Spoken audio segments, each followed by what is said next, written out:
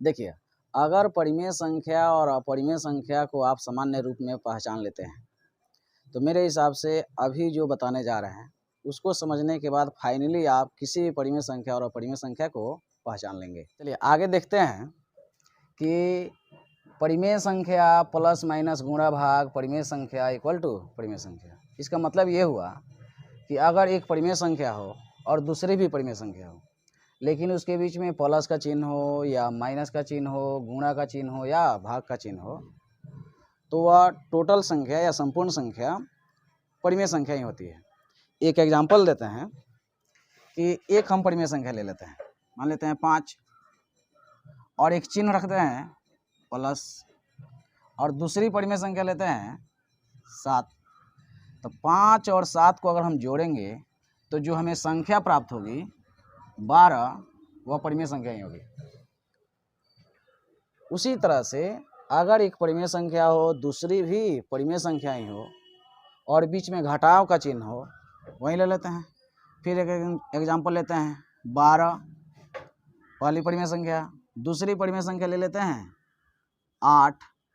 तो 12 में से 8 घटेगा तो प्राप्त होगा 4, तो वह 4 जो होगा परिमेय संख्या। इसी तरह से अगर एक गुणा वाला लें, एक भाग वाला लें, जैसे 7 गुणा 4, 7 में 4 से गुणा करेंगे, 7 चौके 28, तो 28 भी परिमेय संख्या होगी। अगर हम भाग लेते हैं 12 भाग 3, इस तरह से भाग देते हैं तो जो हमें संख्या प्राप्त होगी 4, वह परिमेय संख्या होगी।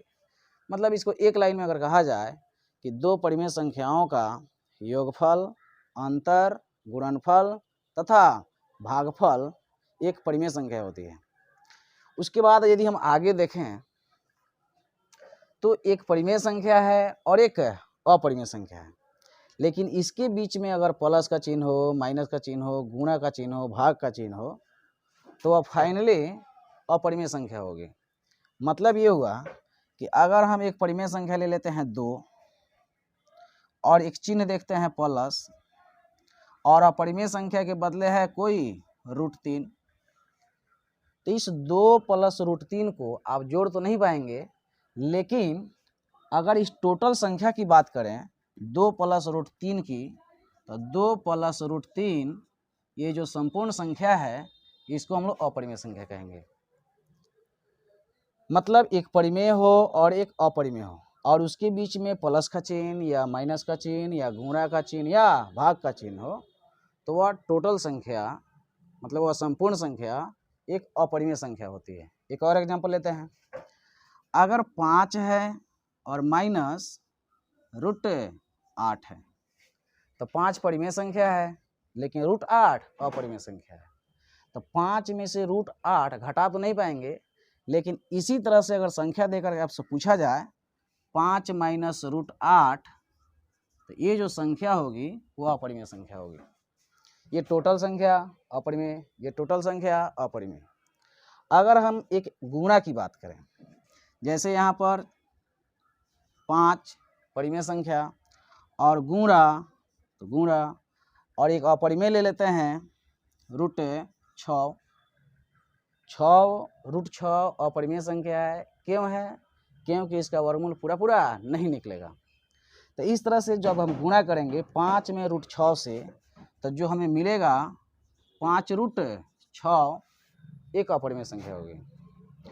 उसी प्रकार अगर हम एक परिमेय भाग अपरिमेय लेते हैं तो भी जो हमें संख्या प्राप्त होगी वह अपरिमेय संख्या ही होगी। जैसे 7 भाग 7 परिमेय संख्या, भाग अपरिमेय अगर हम ले लें √2, तो 7 में √2 से तो भाग दे नहीं पाएंगे, लेकिन इसको ऐसे जरूर लिखा जा सकता है, 7 के साथ भाग के बदले बट्टा और √2 के बदले √2। तो इस तरह से जो संख्या प्राप्त हुई 7/√2 एक अपरिमेय संख्या। तो इस तरह से अभी हम यहाँ से यहाँ तक क्या देखें कि अगर दोनों संख्याएं परिमेय हो और उसके बीच में प्लस का चिन्ह, माइनस का चिन्ह, गुणा का चिन्ह या भाग का चिन्ह हो, तो वह फाइनली परिमेय संख्या होती है। लेकिन यदि एक परिमेय हो और एक अपरिमेय हो और उसके बीच में प्लस का चिन्ह, माइनस का चिन्ह, गुणा का चिन्ह या भाग का चिन्ह हो, जैसा कि आप एग्जाम्पल यहाँ पे देख रहे हैं, ये सभी संख्याएं फाइनली अपरिमेय संख्या होती है। तो एक लाइन में इसे कहा जा सकता है कि एक परिमेय और एक अपरिमेय संख्या का योगफल, अंतर, गुणनफल तथा भागफल अपरिमेय संख्याएं होती हैं। चलिए आगे बढ़ते हैं और आगे क्या मिलता है जरा देखते हैं। देखिए अब हम जानेंगे कि अगर एक अपरिमेय संख्या हो और एक और भी अपरिमेय संख्या ही हो, मतलब दो अपरिमेय संख्या हो और उसके बीच में प्लस का चिन्ह हो या माइनस का चिन्ह हो, तो वह संख्याएं फाइनली अपरिमेय संख्या होती है। जैसे एक एग्जाम्पल लेते हैं एक अपरिमेय संख्या की, √5। √5 अपरिमेय संख्या क्यों है? क्योंकि इसका वर्गमूल पूरा पूरा नहीं निकलेगा। और एक और एग्जाम्पल लेते हैं प्लस दे करके, प्लस एक एग्जाम्पल लेते हैं, एक अपरिमेय संख्या लेते हैं √2। तो यहाँ भी आप √5 और √2 को जोड़ नहीं सकते हैं, लेकिन कम से कम इसी तरह से लिख तो सकते हैं। तो √5 प्लस √2, यहाँ जो संख्या प्राप्त होगी √5 प्लस √2 ऐसे लिख करके, तो ये जो संख्या होगी इसको हम लोग अपरिमेय संख्या मानेंगे। और माइनस का भी चिन्ह रहेगा तो भी वही अपरिमेय संख्या है। जैसे √8 माइनस √3, घटा नहीं पाएंगे, ऐसे ही लिखा रहेगा √8 माइनस √5। तो इस तरह की जो संख्याएं होंगी वह भी अपरिमेय संख्या होगी। इस तरह से हम देख रहे हैं कि अगर दो अपरिमेय संख्या हो तो उसका योगफल और अंतर अपरिमेय संख्या ही होती है। तो इस तरह की अगर संख्याएं दिख रही है तो भी अपरिमेय संख्या है, इस तरह की संख्या दिख रही है तो भी अपरिमेय संख्या। सॉरी, यहाँ पर गलती से लिखा गया था √3 होना चाहिए, यहाँ पे √3 रहेगा। तो इस तरह से √8 माइनस √3 एक अपरिमेय संख्या होगी। आप लोग सोच रहे होंगे कि इसमें गुणा और भाग कहाँ गया, तो इसमें केवल प्लस और माइनस है, गुणा और भाग कहाँ है, अभी उसको लाते हैं। देखिए अब हम जानते हैं कि अगर एक अपरिमेय संख्या हो और दूसरी भी अपरिमेय संख्या हो, लेकिन बीच में गुणा या भाग हो, तो वह संख्या कुछ भी हो सकती है, परिमेय संख्या भी और अपरिमेय संख्या भी। कैसे, एक एग्जांपल देखते हैं। जैसे और गुणा एक दूसरी अपरिमेय संख्या ले लेते हैं √2। तो इस तरह से √8 गुणा √2 को आप ऐसे भी लिख सकते हैं √8 गुणा √2 या 8 दूनी 16 √16, और 16 का वर्गमूल आप देखेंगे हो गया 4। अब इस 4 को तो आप भिन्न के रूप में लिख सकते हैं, जब भिन्न के रूप में लिख सकते हैं तो यह परिमेय संख्या हो गई।